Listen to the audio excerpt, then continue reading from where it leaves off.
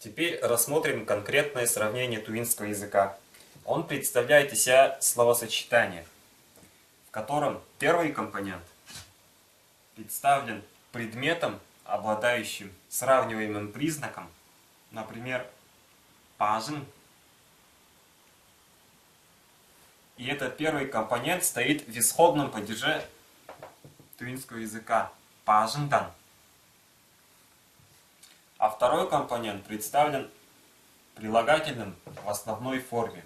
Например, педик, высокий. Пажиндан педик. На русский же язык данная конструкция переводится следующим образом. Первый компонент переводится в родительном падеже.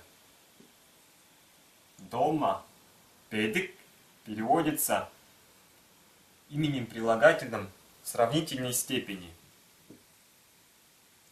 Выше дома. Пажиндан педик. Выше дома.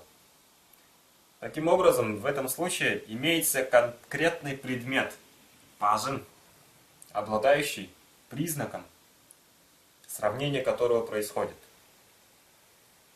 Признак педик – высота. Пажиндан – выше дома. Например,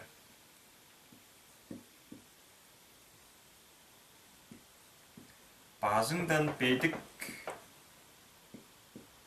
яш.